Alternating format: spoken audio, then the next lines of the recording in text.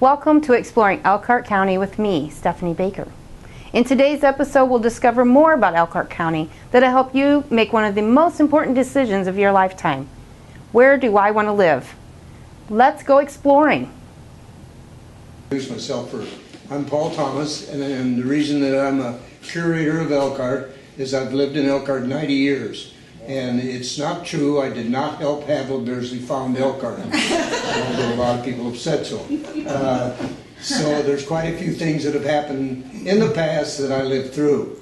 Things have changed. And so, whenever you see a mouthpiece on a brass instrument, C.G. Kahn invented it. And C.G. Kahn went on to have the Kahn factory, and was the world's largest band instrument factory in the world.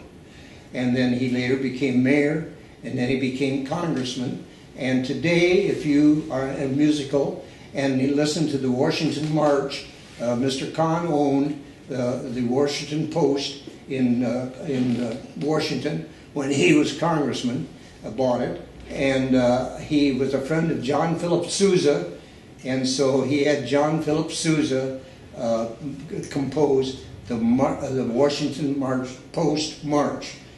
And he invented the first fruit gum. Before that, you chewed gum, and it was like chewing paraffin. So he invented the first fruit gum. Mr. Primley made a fortune, moved to Chicago, but never forgot Elkhart. So whenever you see anybody chewing gum, in the Swisher fruit gum, it's a good possibility that it was been right here in Elkhart.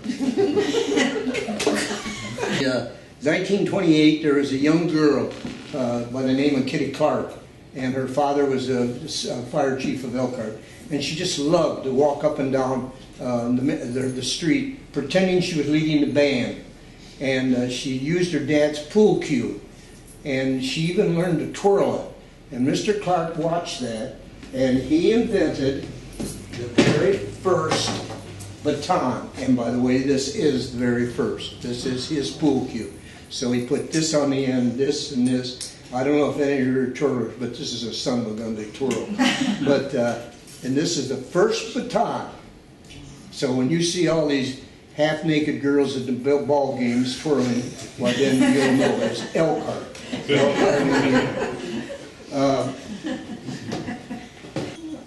1920s, late 1920s, there was a terrible sickness in Elkhart, and influenza. Banks were closed, businesses were closed, and schools were closed. But Mr. Beardsley, who built Ruthmere, had his factory. When the factory was at where Chase Bank is today, is it Chase Bank? Mm-hmm. I don't know, they change so often, I don't know. The Chase Bank down on Franklin. And the Miles Laboratory was there. Mr. Beardsley walked out of there and walked on to his friend, Fred Keene, at the Truth, which was just down the alley. And he asked Mr. Keene if he could, why everybody that was in the Truth was not sick. And he said, because I feed them bicarbonate of soda when they come in the morning, and aspirin, bicarbonate of soda and aspirin at lunch, and before they go home. Now, can you imagine forcing people to do that? And anyhow, so Mr. Beardsley went back to the factory, and he asked Mr. Trinator, his chemist, if he could put that in tablet form. And he said yes, and that is how Alka-Seltzer was formed. And all over the world, and we were famous all over the world.